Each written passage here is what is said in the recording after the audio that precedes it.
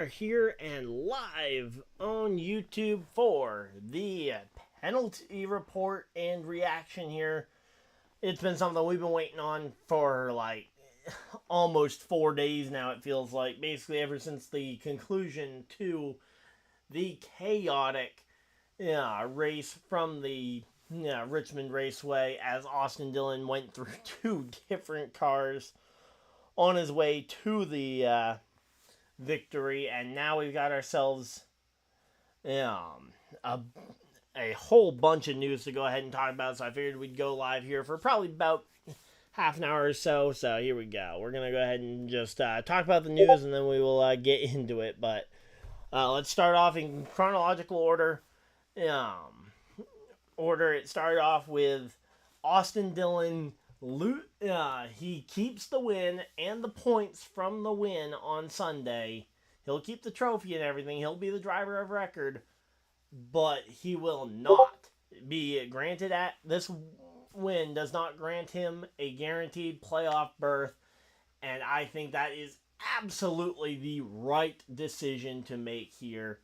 I think taking away the playoff spot is the only thing that would actually hurt Austin Dillon. To most other drivers in these types of situations, you could give them a fine or whatever, especially if it wasn't their first win of the season. Like if this was a Kyle Larson doing this to get like his third or fourth win of the season, maybe you could give him a fine or something that would be actually detrimental to his season, or at the very least make for a tough situation where maybe he would actually consider that maybe what he did wasn't the right thing. For Austin Dillon, it was playoffs or bust there in the final turn there. So ultimately, I don't think NASCAR could have done much more, but they didn't stop there. We did actually have a penalty here announced only about a minute or two ago here. That the number 3 team has also been deducted 25 driver and owner points. So 25 points being taken off the record as well for the 3 car. I think that's fair. I mean, that's, again, when you factor in the fact that they're already taking away the win, it's essentially the points are a non-factor. Now, if you were letting him keep the win, the 25 points, or more specifically, if there were any playoff points involved, maybe it might matter, but ultimately the 25 points did not matter at all to this driver. So, when it comes to Austin Dillon, I think they got the penalty just right. Also, Brandon Bennett, who is the spotter on the number 3 car, who was the person who got caught saying wreck him" on the radio as Denny Hamlin tried to sneak through after Dillon went into the back of the number 22 car. Absolutely, I think that suspending him, I said on Twitter, somewhere between 3 to 6 races. They give him a 3-race suspension. I think that's perfectly fair. He'll be back when the playoffs begin here, but again, he'll have to try and go ahead and get there.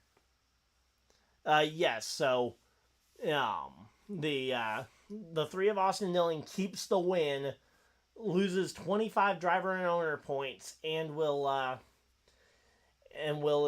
be without his spotter for the remaining 3 races of the regular season. So Dillon will still be in the race at Michigan. No suspension for Austin Dillon, but he loses some points and will not be guaranteed into the playoffs. So he will need another win at Michigan, Daytona, or Darlington to try and lock into the playoffs. I think it's pretty safe to assume Daytona is going to be his best option, although I wouldn't rule out a win at Michigan. And then here's the penalty for Joey Logano. He has been fined $50,000. Oh man, come on, that's light. Okay, so only a $50,000 fine on Joey Logano. Are you kidding me? Okay, there's light, and then there's that.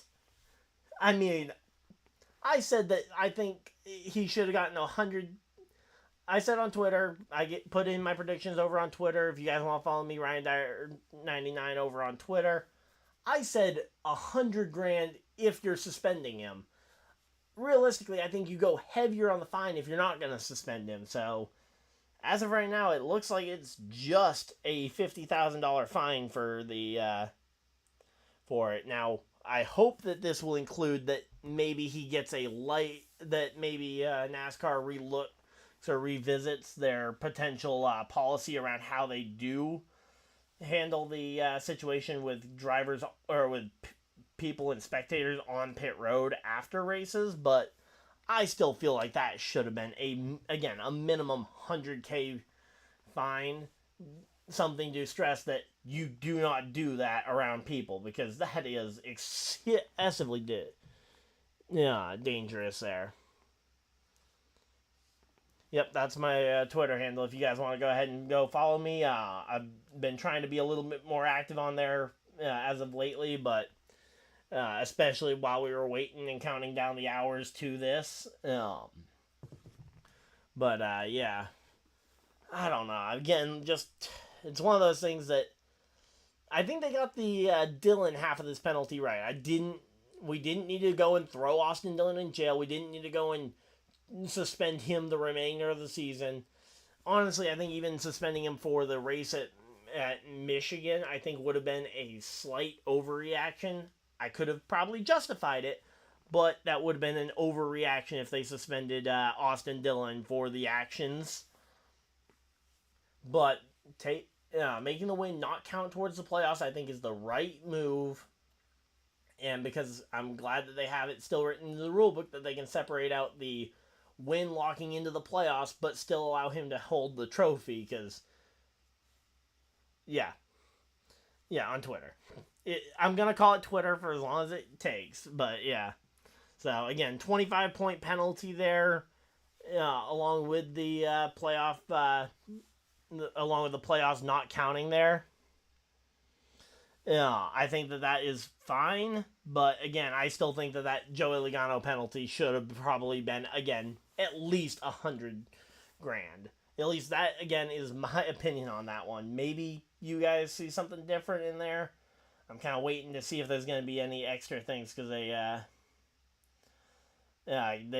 kind of been putting these out in short little bursts rather than all at once. Hey, JP, how's it going? You agree with it too? Yep.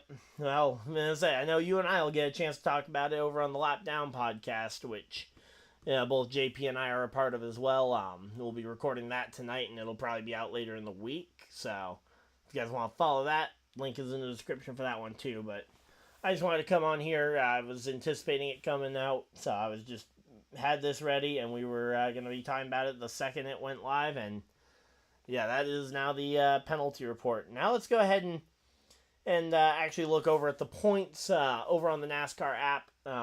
Actually, let me see if I can pull up the NASCAR points on the app on the website actually for you guys.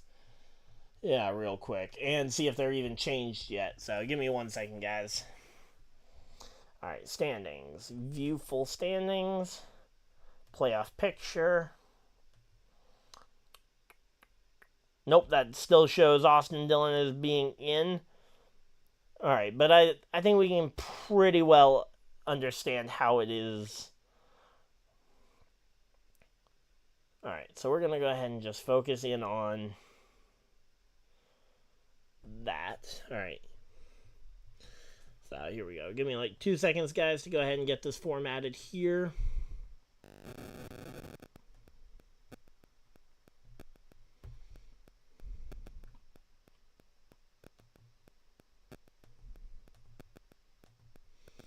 Alright. So here we go. Gonna shrink this down, and we're only going to focus on... I guess we'll focus on up to 20th, just because there's some things I want to talk about down there. And you know what, we'll go ahead and trim that down to there as well.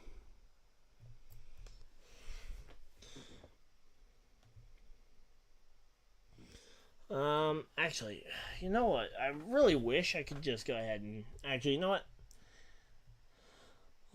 We will go ahead and do that, actually. Give me 1 second.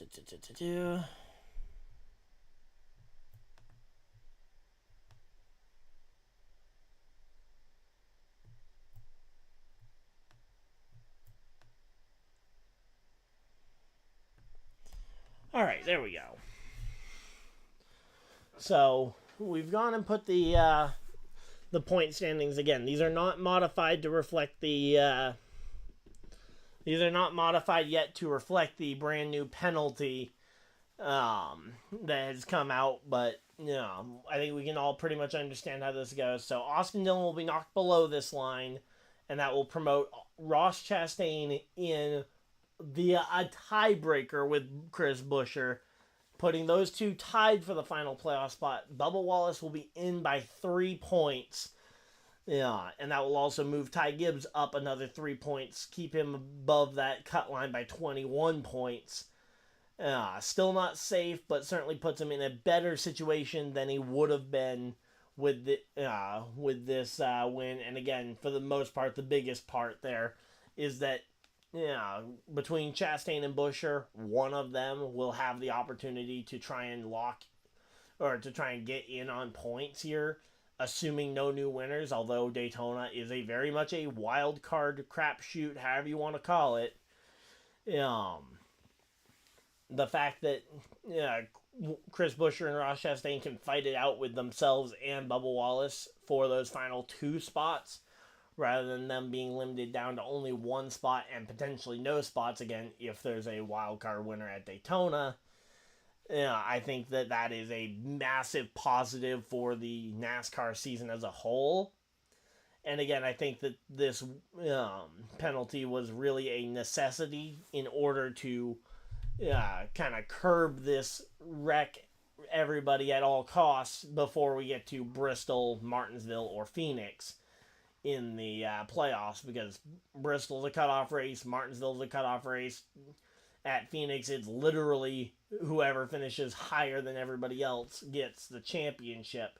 So all you would need to do theoretically at Phoenix would be to junk your team, your opponents, the other 3 drivers in the championship, the same way Dillon did, and Denny Hamlin said as much on his podcast, although I was taking everything Denny Hamlin said with a major grain of salt, and I think everybody else should have been doing that as well, because obviously he was going to act in whatever was his and his team's best interest, which Bubba Wallace for 2311 was impacted by this, in addition to Denny Hamlin, the driver, being impacted by this. So I think NASCAR ultimately made the exact right call here as to what to do about the 3. I think, again, the only thing that really mattered to the 3 was whether or not he would get the locked-in playoff spot.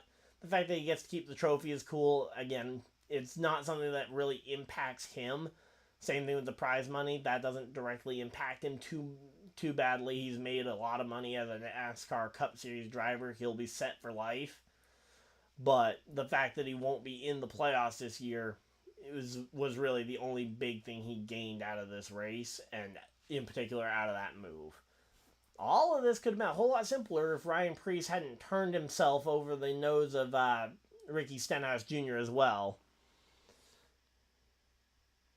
Do you think if this had happened in the final race of the season, they would have taken away the championship? I certainly hope that the standard would have been kept the same if the first instant of this happened at the championship race at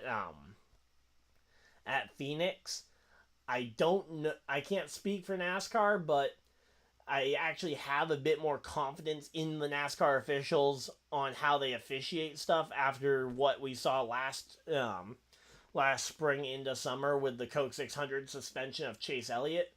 Once I saw Chase Elliott get a penalty, it was like, okay, we've started to see that they're willing to go ahead and suspend or hold every driver to these rules. Because that was kind of the worry going into those kinds of situations is, okay, is Chase Elliott just going to be immune from these rules because he's NASCAR's favorite and because ratings do tend to suffer when Chase Elliott's not on the track? And similarly, that kind of thing gives me confidence that they would enforce this ruling the same way in a championship situation. Now, if this were a championship situation, this discussion and deliberation could have taken weeks, probably, because that is one thing to go ahead and say, is that NASCAR had to make a decision soon because teams are packing up and getting ready for the trek out to Michigan for the NASCAR Cup Series race this weekend at Michigan. And you couldn't really wait too much longer, especially if there was going to be any suspensions for either Austin Dillon or Joey Logano. You had to give these teams time to find and evaluate who their drivers were going to be for those potential suspension situations, even though I would hope that in case of injury that they have a guy kind of highlighted as a potential go guy, but sometimes that guy isn't available or would prefer you choose somebody else that week. Like, for example, when the Xfinity Series is off in Portland at times and the Cup Series is somewhere else, you can't really just fly your Xfinity guy from Portland to the Cup race. But ultimately, again, I don't want to make this stream too long. We've been live for about 15 minutes or so. If you guys have any thoughts or questions about the suspension or any of the other penalties, go ahead and ask me, but I can't promise I'll have a great answer. But looking through the penalties, again, I think they got the Austin Dillon stuff exactly right. The question is, for me, is whether or not they got the okay, here we go. Here's the full-on penalty report. Alright, so NASCAR officials ruled Wednesday that Dillon's win at Richmond Raceway would not be counted towards eligibility for the NASCAR Cup Series playoffs after the decision arrives 3 days after the Richard Childress driver bashed his way into victory lane by crashing both Joey Logano and Denny Hamlin on the final lap of the 400. Dillon's penalty was the most severe of those handed out after Sunday's race, which was decided by a chaotic last lap overtime. After a full review of footage, data, and NASCAR officials ruled that Dillon's victory would stand, but that his automatic playoff berth into the 16-driver postseason would be voided. So, again, that's all that we've already talked about. And here's the exact section of the rule book that deals with it. Race finishes must be unencumbered violations of the NASCAR rules or other actions detrimental to stock car racing as determined in the sole discretion of NASCAR.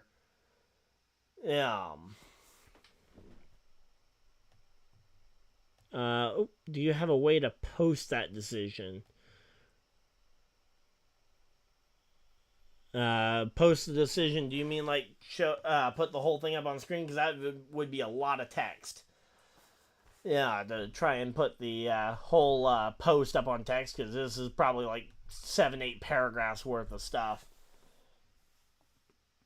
But race finishers must be unencumbered, and again, that goes back to the encumbered wins that we saw with Joey Logano at Richmond back in 2017, or with what's his name, Kevin Harvick in 2018, before they changed the ruling on post-race penalties to go from encumbered wins to now straight-up disqualifications.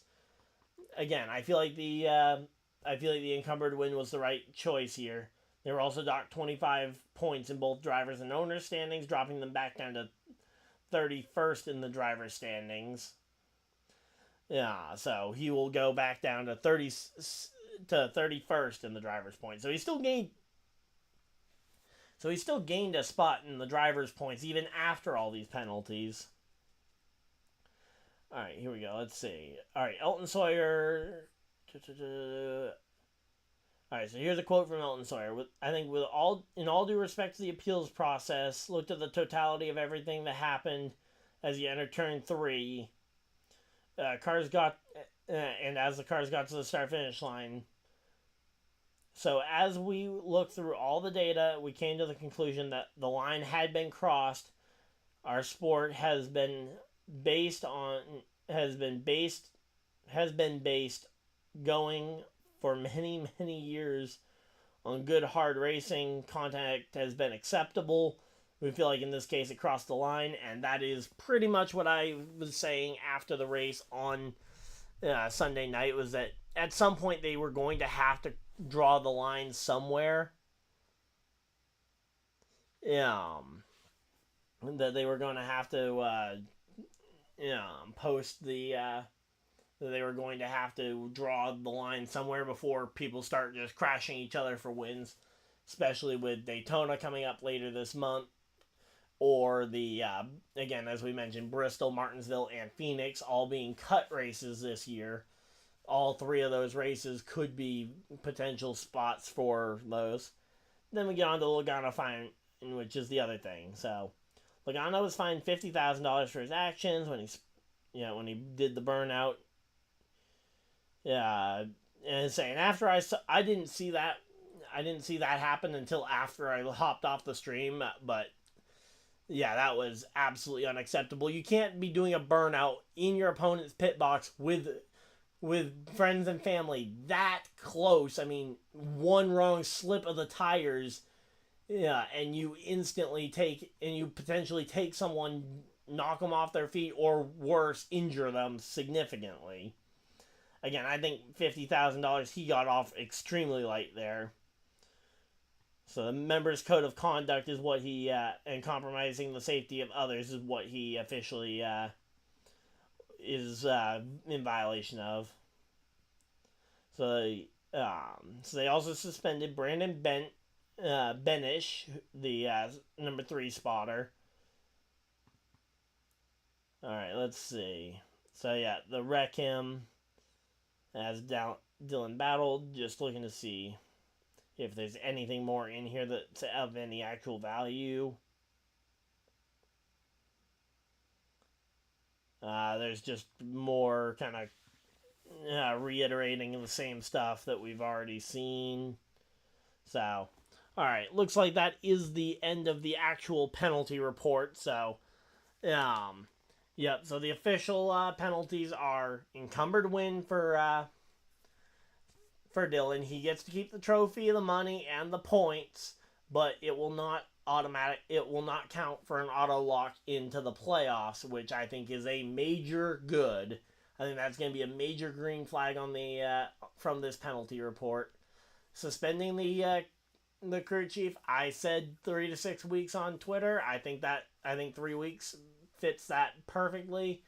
I didn't see an independent fine listed for him, but again, the 3-week suspension is pretty much in line with what I assumed we were going to see from that.